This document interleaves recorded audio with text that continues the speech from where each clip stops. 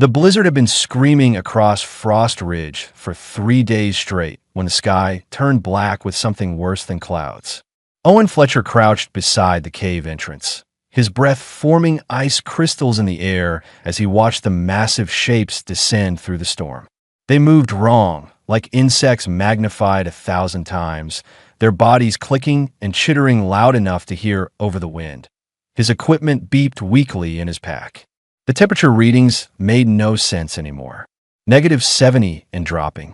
Nothing mechanical worked right on this ice ball of a planet, which was exactly why Owen loved studying the creatures that thrived here. Life always found a way, even when physics said it shouldn't. The creatures he had been tracking for 6 months lived in these mountains.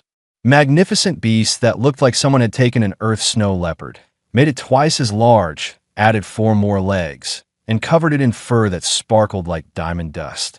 The local colonists called them ice ghosts. Owen called them beautiful. He had found their den 2 weeks ago. A pregnant female, her belly swollen with cubs. She had watched him from a distance, intelligent eyes tracking his every movement. He never got closer than 50 meters. Respect kept both species alive out here. The clicking sounds grew louder. Owen pulled out his binoculars, cursing as the lenses fogged immediately. Through the blur, he saw them clearly enough. The Kravik had finally come to Frost Ridge. Every colony in this sector had heard the stories. World stripped border. Populations consumed. The Kravik swarm moved like a plague across the stars, and nothing stopped them. Colony 7 had defenses, plasma turrets, rail cannons, energy shields strong enough to stop a meteor strike that Owen's radio crackled to life with screams and weapons fire. He ran. The colony sprawled across a valley 5 kilometers from his research station. By the time Owen reached the ridge overlooking it, the battle was already lost. Plasma bolts lit up the darkness, each shot finding a target, each target splitting into 2 more Kravik. The creatures absorbed the energy blasts, their chitinous armor glowing briefly before fading back to black that a rail cannon fired. The hypersonic round punching through 3 Kravik before the weapon seized up, frozen solid by the planet's cold. The gunner never got a second shot. Owen watched the shields fail next. The generators couldn't handle the temperature fluctuations. One moment burning hot from weapons fire, the next plunged back into sub-zero cold. Metal screamed as it contracted and shattered. The defensive perimeter collapsed in minutes.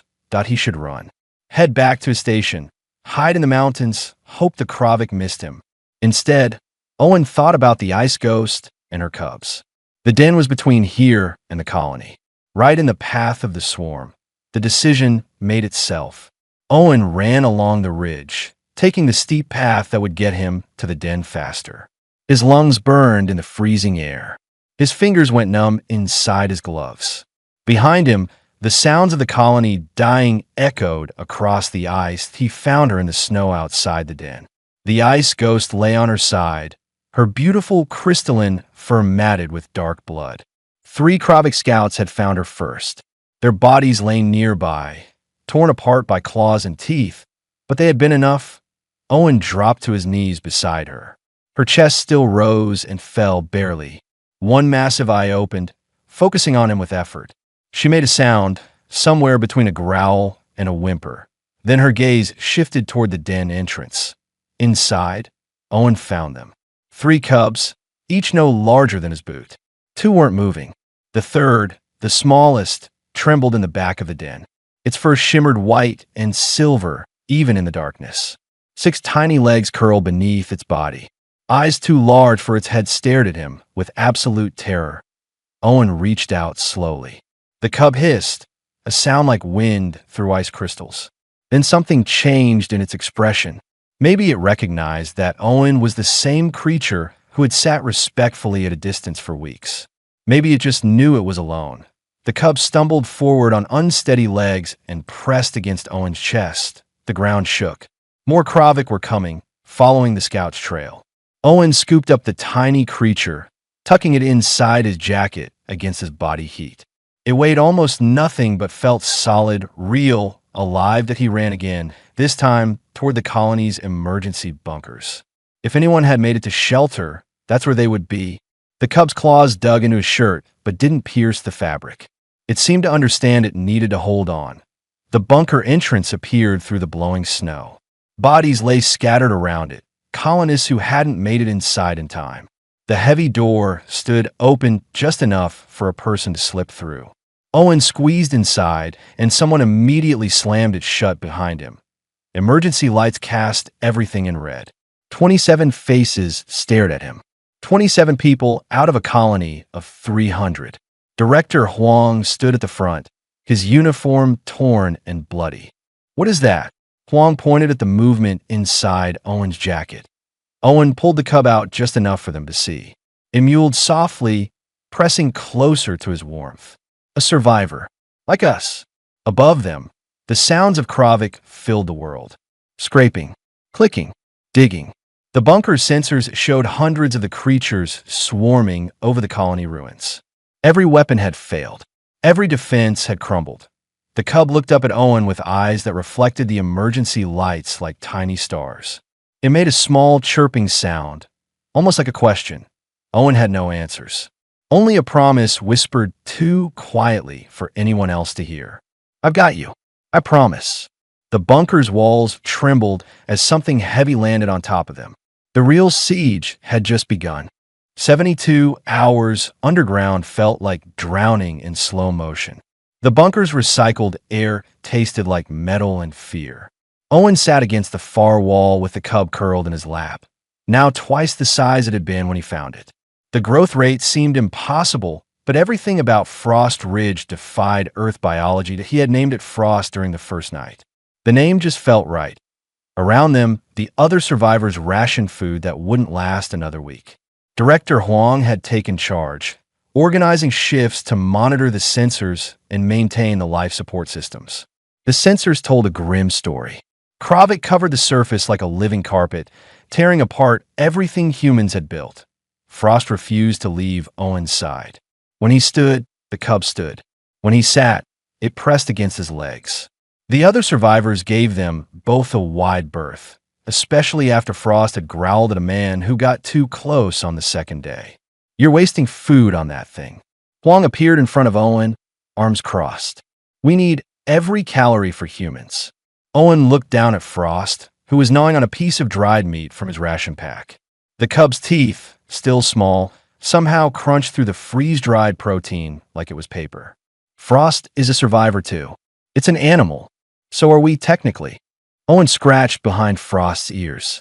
The cub leaned into the touch, making a rumbling sound deep in its chest. "Besides, I'm sharing my rations. Not yours." Huang's jaw tightened. "When we run out, don't expect charity." After he left, Dr. Amira Okonkwo slid down the wall to sit beside Owen. She was the colony's chief medical officer, though there wasn't much doctoring to do for the dead. "How's our smallest refugee? Growing fast. Too fast, maybe." Owen ran his hand along Frost's back. The cub had doubled in size again. Its head now reached Owen's knee when standing. The crystalline fur felt strange under his fingers, more like flexible glass than hair. "I've been reviewing my notes on the adult specimens. They can control their growth rate based on environmental stress." Stress. Amira laughed without humor. "Well, there's plenty of that." The lights flickered. Everyone froze. The bunker's generator coughed, sputtered, then steadied. Pete Larson's voice crackled over the intercom from the engineering section. "That's the third hiccup today. The cold is getting through the insulation. Metal's contracting in ways it shouldn't." Frost's ears perked up. The cub's head swiveled toward the bunker's main entrance, focused on something Owen couldn't hear. "What is it?" Amira whispered. Owen pressed his ear to the floor. Vibrations. Rhythmic. Getting closer. "They're digging." The sensors confirmed it minutes later. Kravik had started tunneling from 3 different directions. At their current rate, they would breach the bunker in less than 6 hours. Huang gathered everyone in the common area. "We have limited options. The weapons locker still has firearms and explosives, but nothing here is designed for this temperature. Guns might fire once before jamming. Explosives might not detonate at all. So we're trapped." Ruth Zimmerman spoke from the back. She had been the colony's best shuttle pilot. Now she was just another person waiting to die. We fight anyway. Huang started distributing weapons. When they break through, we make our stand. Owen accepted a pistol he knew wouldn't work. Frost pressed closer to his legs, the cub's body radiating warmth that seemed to defy the cold around them. That warmth gave Owen an idea that he pulled out his research tablet, scrolling through months of observations. Frost Ridge's ecosystem had evolved under conditions that destroyed human technology. The creatures here didn't use tools or machines. They used natural adaptations that functioned regardless of temperature. The ice ghosts were apex predators. Their prey included things with armor thick enough to stop bullets. So how do they hunt? Owen found his answer in a video file from 4 months ago. An adult ice ghost hunting a creature that looked like a walking tank covered in bone plates. The predator opened its mouth, and the sound that came out was visible, ripples in the air itself. The prey's armor cracked like glass, sonic weapons. Frequency-based attacks that didn't rely on temperature-sensitive mechanisms. Frost made a small sound. Owen looked down to find the cub staring at him with those 2 intelligent eyes. Can you do that? What your mother could do. The cub tilted its head, clearly not understanding the words, but sensing Owen's intent. A grinding sound came from the north wall. Metal shrieked as Kravik claws tore through the outer layers. Huang shouted orders, and people scrambled to defensive positions with weapons that might fire once if they were lucky. Frost's body went rigid. The cub's lips pulled back, revealing teeth that had grown sharp as razors overnight. A low growl built in its chest. Easy. Owen kept his voice calm. Easy, Frost. The north wall buckled. A Kravik mandible punched through, followed by a chitinous head the size of a chair. Someone fired. The gun jammed after one shot that ricocheted harmlessly off the creature's armor. Frost launched forward before Owen could react. The cub was fast, impossibly fast, crossing 10 meters in a heartbeat. It positioned itself between the Kravik and Owen, tiny body rigid with challenge. The Kravik pulled itself further through the gap. Its mandibles clicked together, dripping acid that hissed against the floor. Frost opened its mouth. The sound that emerged wasn't loud. It was pressure, force. The air itself became a weapon. Owen felt it in his bones, in his teeth, vibrating through his entire skeleton. The Kravik's head exploded. Not from impact, from inside out. The sonic frequency had liquefied its internal organs, turning the creature into a shell filled with fluid that burst when the pressure became too great. Silence crashed down on the bunker.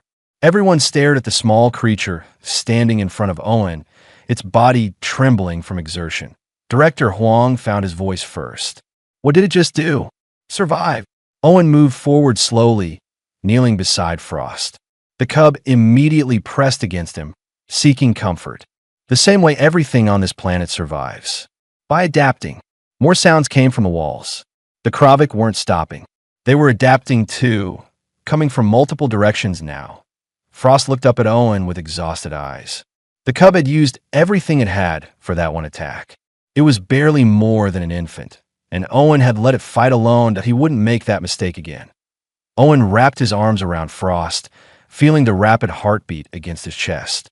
Rest. I've got you now. The walls began to crack in 3 places. Huang was shouting.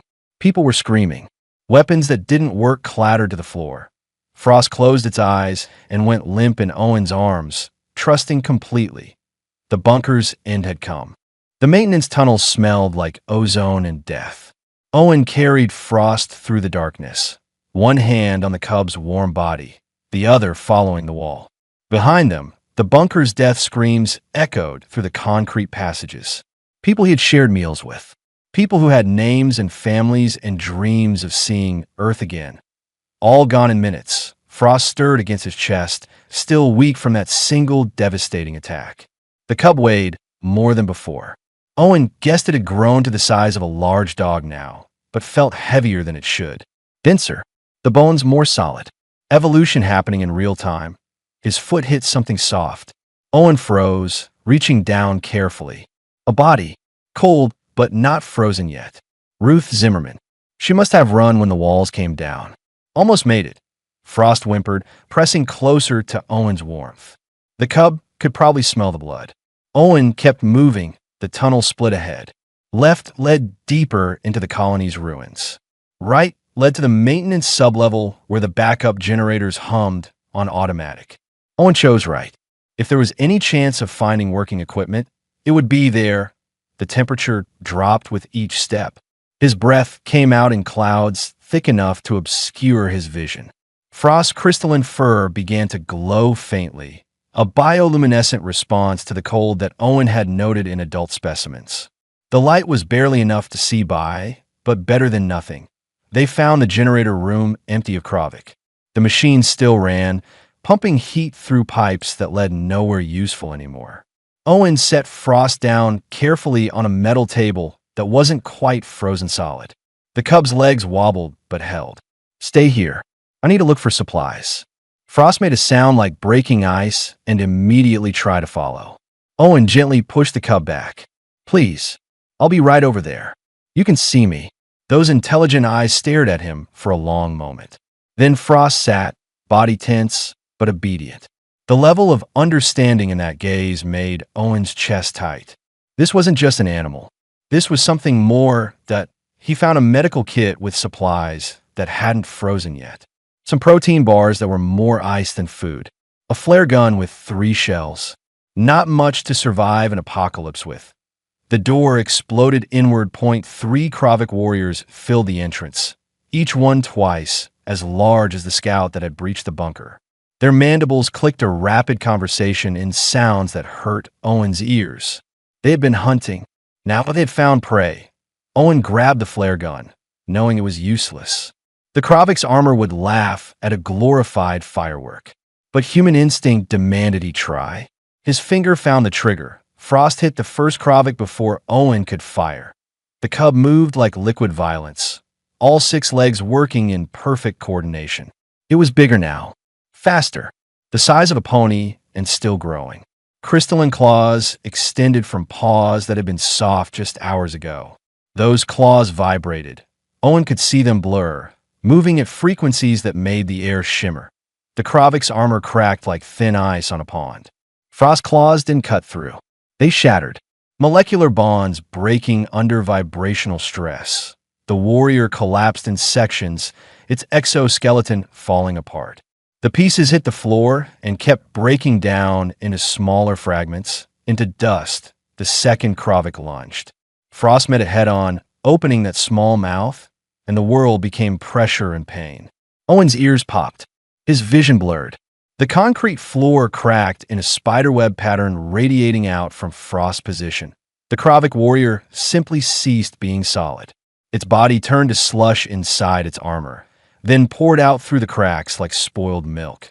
The third warrior showed something Owen had never expected from the Kravik. Fear. It turned to flee. Frost was faster.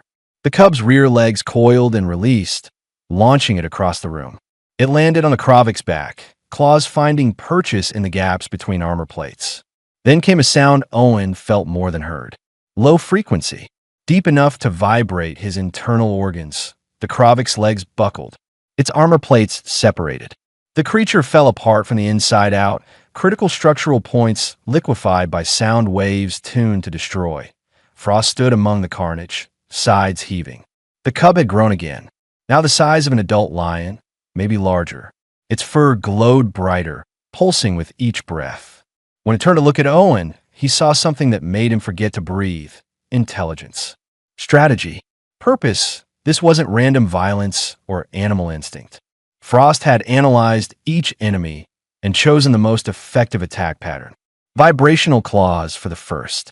Sonic blast for the second. Low-frequency disruption for the third. Different solutions for different armor configurations. The cub limped toward him, favoring its front left leg.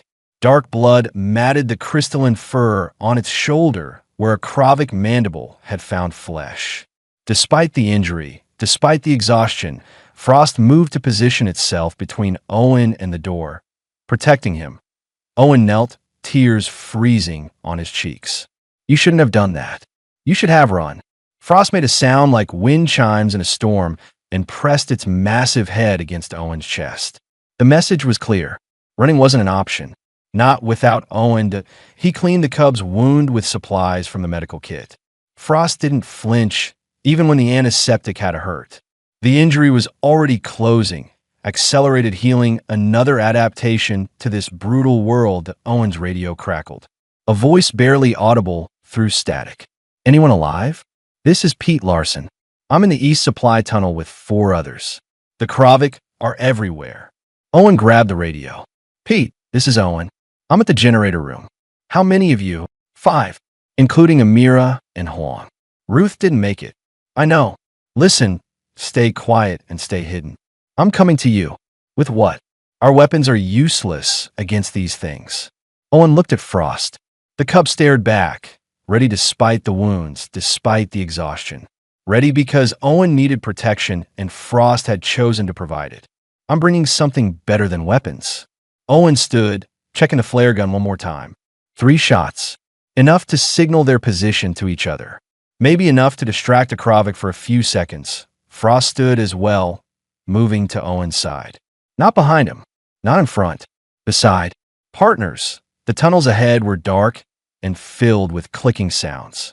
Hundreds of Kravik searching the ruins for the last humans. Owen and Frost would have to cross through all of them to reach the others. Owen placed his hand on Frost's head, feeling the warmth and strength there. Okay, let's go save our people. Frost's answering growl was a promise and a threat to anything that would try to stop them. The small earth beast had chosen violence, but only for one purpose: to protect the human who had first chosen to protect it. The East Supply Tunnel was 3 kilometers of frozen hell. Owen and Frost moved through shadows that crawled with Kravik. The creatures had spread through the colony's underground network like a virus, methodical and patient. They weren't just killing anymore.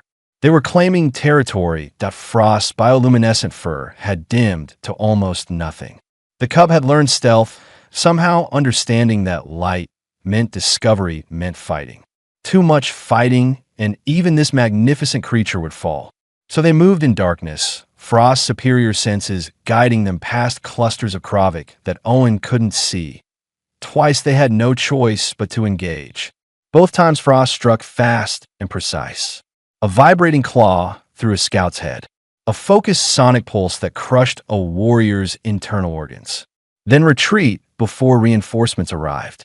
The cub's intelligence was terrifying in the best possible way.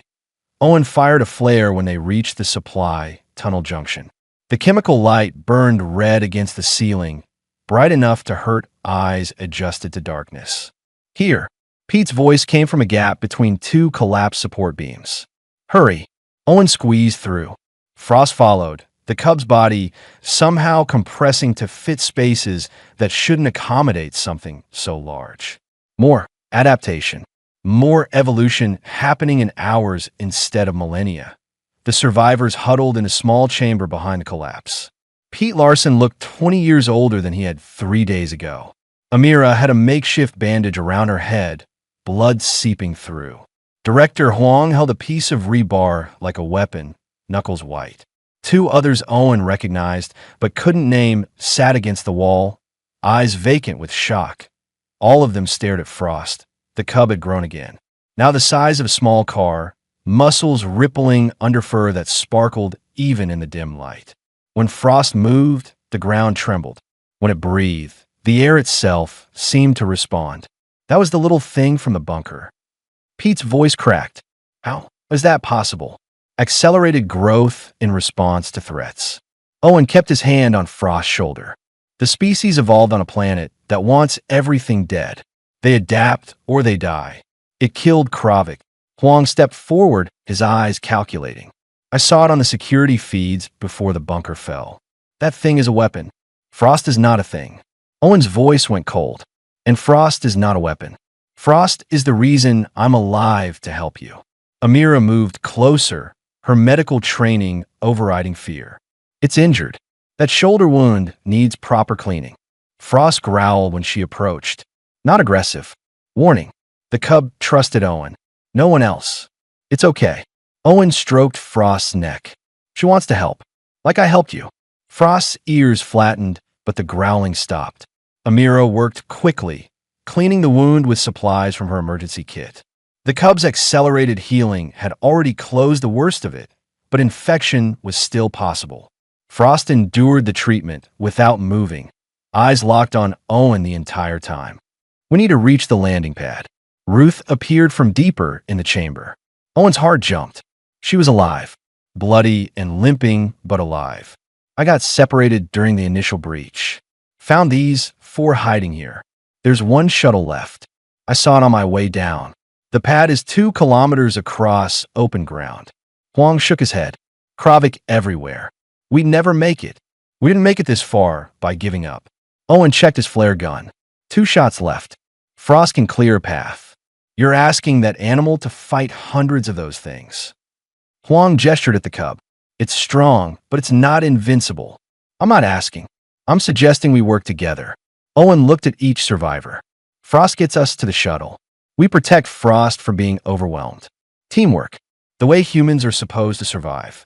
Pete pulled out a wrench the size of his forearm. "I'm in. Better to die fighting than hiding." "Same." Amira grabbed a metal pipe from the debris. "I didn't survive medical school to quit now." The others slowly armed themselves with whatever they could find. Improvised weapons that wouldn't stop a Kravik but might slow one down for a second.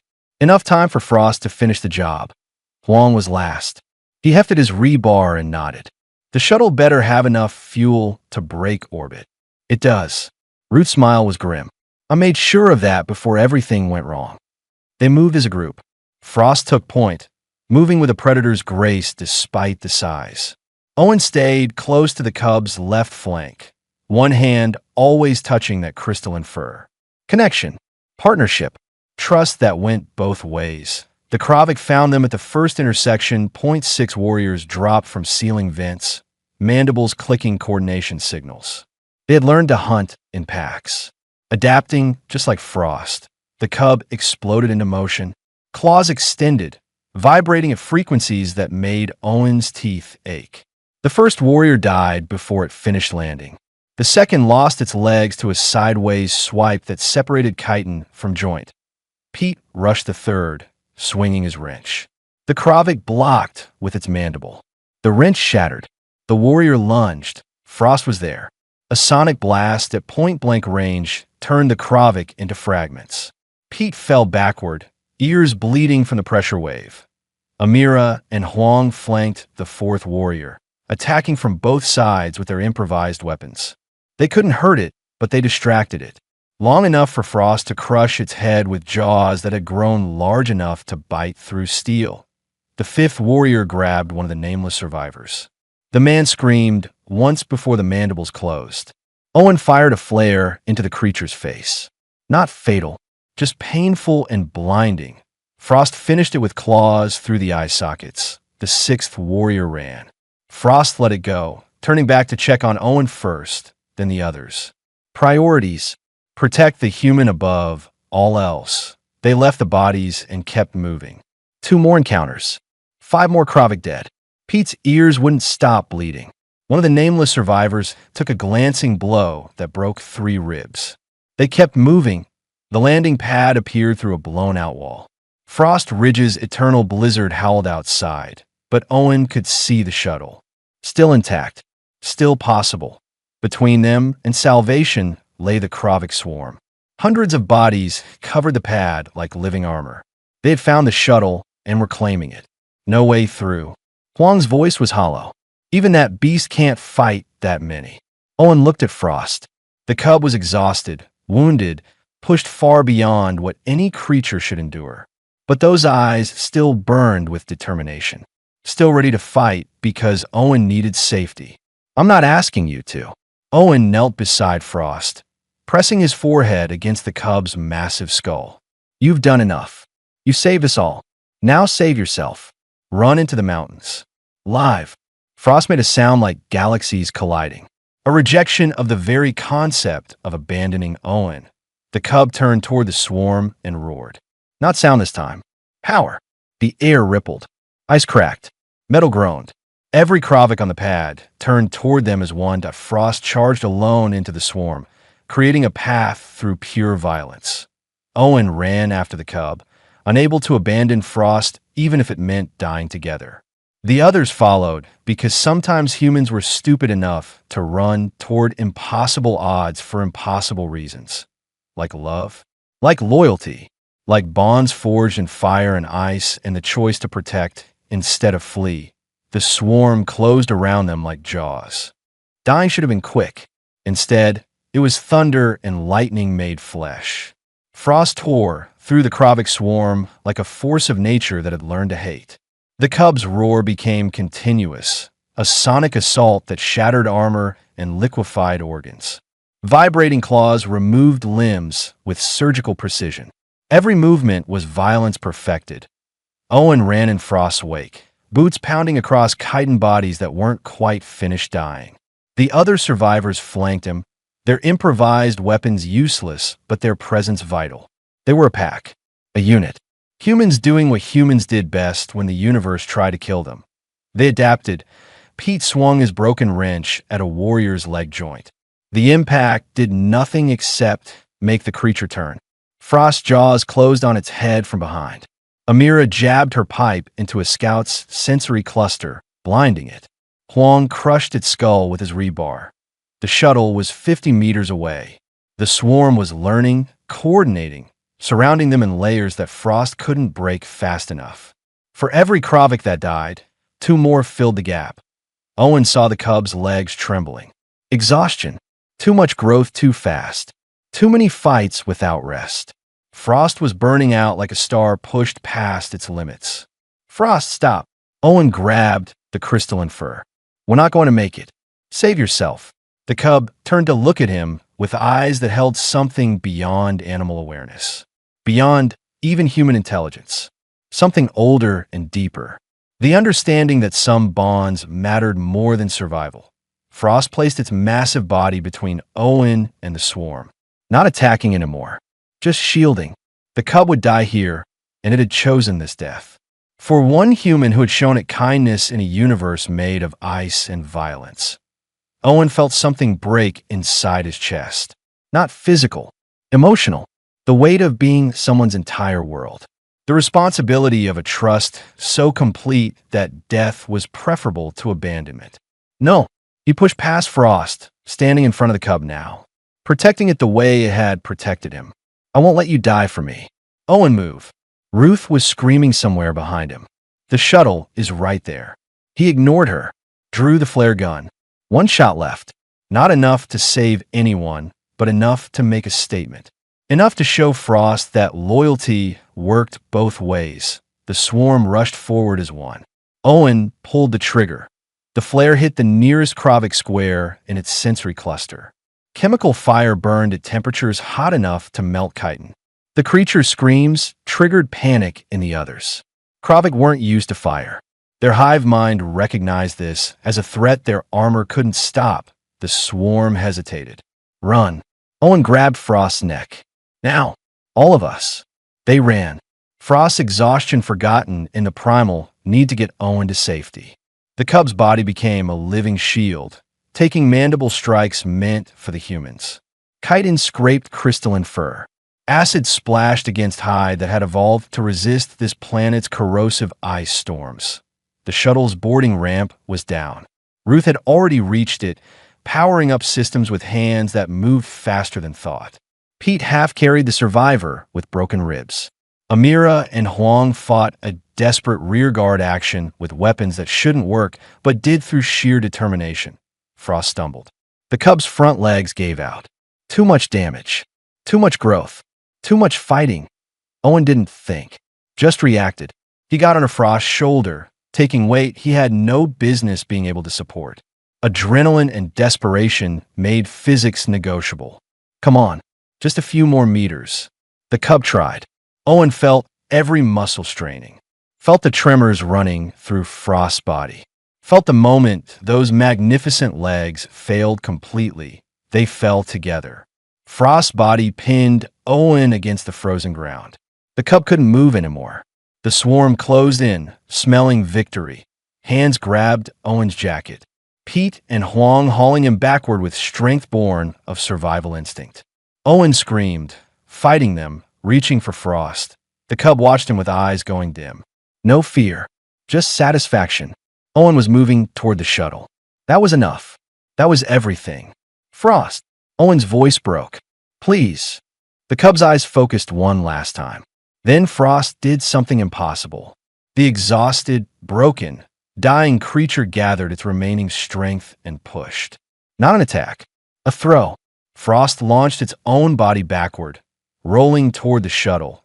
Using momentum and the last of its power, the Kravik followed. Of course they did. The biggest threat, the greatest prey, right there. Frost rolled onto the boarding ramp. Owen scrambled up beside the cub. Amira and Huang dove through the hatch. Pete slammed the ramp closure. Go! Owen pounded on the cockpit bulkhead. Ruth, go! The shuttle's engine screamed. Frost Ridge's gravity fought to keep them grounded. The hull groaned as Kravik warriors climbed the exterior, mandibles tearing at metal seams. Frost lay in the center of the cargo bay, sides heaving. The cub had nothing left. Owen pressed his hands against the massive skull, feeling the heat fading. Stay with me. We made it. You made it. The shuttle lurched upward. Kravik fell away or were crushed against the hull. Warning alarms blared. Something critical was damaged. They might not make orbit. Frost's eyes opened. The cub made a sound like wind through crystal caves. Peace. Acceptance. Mission accomplished. Don't you dare. Owen's tears fell on crystalline fur. I didn't carry you this far to lose you now. Amira appeared with her medical kit. Move. Let me work. Owen shifted aside, but kept one hand on Frost's neck. Amira worked fast, treating wounds that would have killed anything from Earth 3 times over. The cub's accelerated healing helped, but there were limits. Even evolution had boundaries. The shuttle broke atmosphere. Frost Ridge fell away below them, a white ball of ice and death that had taken everything but given one impossible gift. The bond between a human and a beast that chose violence not from instinct but from love. That Ruth's voice came over the intercom. We're clear. Orbit achieved. Damage is manageable. Someone want to tell me what the hell that thing in my cargo bay is? A friend. Owen stroked Frost's fur. The cub's breathing steadied. The eyes opened fully. Still alive. Still fighting. Huang sat against the bulkhead, staring at Frost with an expression caught between awe and calculation. Colonial Defense needs to know about this. About what happened here. They will. Owen met his gaze. But Frost is not a weapon to be studied. Frost is a survivor. Like us. That creature saved us all. Pete's voice was quiet. Killed hundreds of Kravik. Adapted to every threat. Grew from the size of a boot to a battle tank in 3 days. Because it had to. Owen looked down at Frost. The cub looked back with eyes that held intelligence and something more. Trust. Partnership. The kind of bond that survived when everything else failed. Amira finished bandaging the worst wounds. The healing rate is incredible. Another few hours and most of this damage will be gone. The shuttle's trajectory stabilized. They were heading out system, away from Frost Ridge and the Kravik swarm that had consumed it. 7 survivors out of 300. Alive because one small creature had chosen to protect instead of flee. Frost's head settled into Owen's lap. The cub's breathing slowed to normal.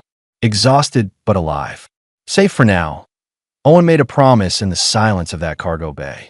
Whatever came next, whatever the Colonial Defense wanted, whatever Earth demanded, he would not let Frost become a tool or a weapon or a specimen. The small Earth beast had chosen violence for one human. Now the human would choose to fight for one beast. No matter the cost. 3 weeks after Frost Ridge fell, Owen stood before the Colonial Defense Committee in a hearing room designed to intimidate. Polished floors reflected harsh lights. 50 committee members sat in tiered rows, looking down on 7 survivors and one creature that barely fit through the doorway. Frost had grown even more. Now the size of an earth elephant, the cub's crystalline fur caught the light and threw rainbows across the walls.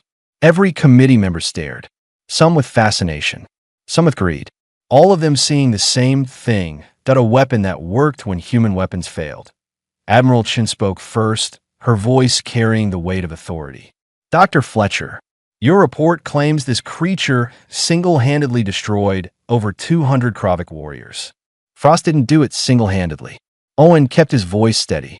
We work together. Survive together. The creature. Chin's emphasis made it clear she didn't see Frost as a person. Can you explain its capabilities? Amira stepped forward with her data pad. Frost demonstrates sonic attacks at multiple frequencies, vibrating claws that shatter molecular bonds, accelerated healing, rapid growth response to threats, and intelligence that approaches or exceeds human baseline. Approaches human intelligence. General Park leaned forward. Are you claiming this animal is sentient? Frost made a low rumbling sound. Not aggressive. Almost amused. The cub understood the question, even if it couldn't answer in human language. I'm saying Frost makes choices. Owen placed his hand on the cub's shoulder. The choice to protect instead of flee. The choice to fight alongside humans instead of alone. The choice to trust. Fascinating. Admiral Chin made a note. We need specimens. Breeding pairs. Frost Ridge must have other survivors. Absolutely not. Owen's voice went cold. Frost is not livestock. The Kravik are spreading across 3 sectors. Park stood. His uniform covered in medals earned fighting battles that were all lost. Every weapon we deploy fails in those conditions. Plasma freezes. Electronics D. Mechanical systems seize. But these creatures thrive. They evolve for exactly the environment that kills our technology, which is why we need to return to Frost Ridge. Owen had prepared for this argument. Not to harvest, to partner. Partner with animals. Chin's laugh was sharp. Doctor, we're fighting a war of extinction. Sentiment is a luxury we can't afford. Sentiment saved 7 lives. Ruth stepped forward. I was there. That creature fought when it could have run. Kept fighting when it should have died. You want to know why? Ask him. She pointed at Owen. The room went silent. Owen felt the weight of every gaze. Felt Frost press closer. The cub's warmth a reminder of what mattered. Frost fought because I showed it kindness first. Owen's words fell into the quiet like stones into still water.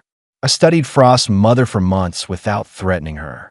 When I found Frost alone and terrified, I offered protection instead of exploitation. The cub remembered. The bond formed not from training or coercion, but from mutual respect. Respect. Park's voice dripped with skepticism. You're asking us to believe this creature has emotions? Loyalty? That's anthropomorphization, Doctor. Frost stood. The committee members in the front row leaned back instinctively. The cub was massive, powerful, capable of reducing this entire room to rubble in seconds. Instead, Frost moved with careful precision, walking to Owen and placing its enormous head against his chest. The gesture was unmistakable. Protection, affection, choice. Anthropomorphization requires projecting human traits onto something that doesn't have them. Amira's voice carried her medical authority. What if the traits are actually there? What if we're the ones failing to recognize intelligence that doesn't look like ours? Philosophical debates don't win wars. Chun stood. The committee has decided. We need access to Frost Ridge's ecosystem. Specimens will be collected for study and potential militarization. No. Owen stepped in front of Frost. You're not listening. These creatures are not weapons. They're people. They're animals with useful traits. Park moved down from his seat. And Earth needs those traits to survive.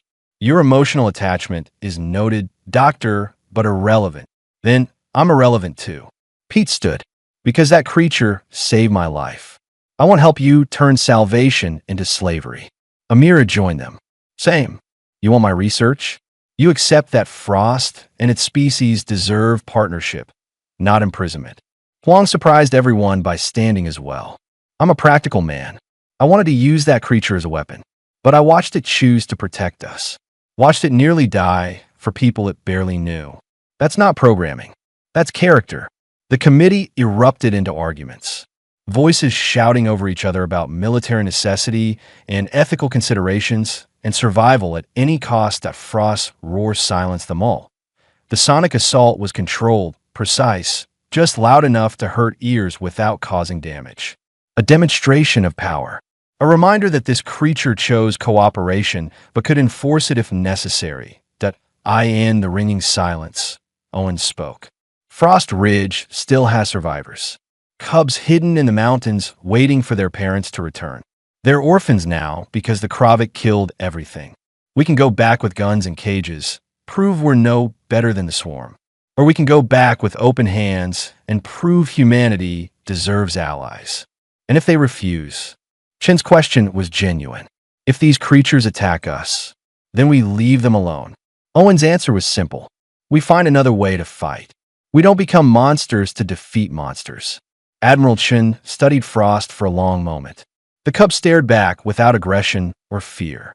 Two intelligent beings measuring each other. If we approve this partnership approach, Chen spoke slowly. You understand the risk? These creatures could be weaponized by our enemies, could turn against us. So could humans. Owen gestured at the committee. You trust us with weapons. Trust Frost's species with the same choice. The vote took an hour. Owen didn't watch, just stood with his hand on Frost's fur, feeling the cub's heartbeat steady and strong. When Chen returned, her expression was unreadable. The committee approves a return to Frost Ridge. You will lead the expedition, Dr. Fletcher. Your mission is to establish contact and offer partnership, not to capture or coerce. And if it fails, Owen had to ask, then we find another way. Chen's smile was tired. You made your argument well. Perhaps humanity's strength isn't just our weapons. Perhaps it's our ability to recognize strength in others and choose cooperation over conquest. 2 months later, Owen stood in Frost Ridge's eternal blizzard. Frost waited beside him, now fully grown and magnificent. The cub had become a guardian, but the bond remained. From the mountain caves, shapes emerged. Dozens of cubs, each one alone and afraid. Orphaned by the Kravik. Survivors like Frost. Owen knelt in the snow, extending his hand, offering nothing but kindness and hope. The first cub approached slowly, 6 legs moving with uncertain grace, crystalline fur catching the pale light. It sniffed Owen's hand, then looked up at Frost. The guardian made a sound like music in crystal caves. Permission. Trust. The cub pressed against Owen's chest, choosing connection over fear. Others followed. Slowly at first, then in a wave. Cubs surrounding the humans, not as weapons or tools, but as partners who had learned that some humans could be trusted. Frost watched over them all, the small beast who had chosen violence for one human, and, in doing so, taught that human how to choose peace for an entire species. The war against the Kravik would continue. But humanity wouldn't fight alone anymore. They had allies now, not through force or exploitation, but through the simple revolutionary act of kindness in a universe that had forgotten how powerful compassion could be. Owen looked at Frost, at the cubs, at the future they were building together. Thank you for trusting me. Frost's answering roar was joy made sound, echoing across the ice as the blizzard finally began to clear.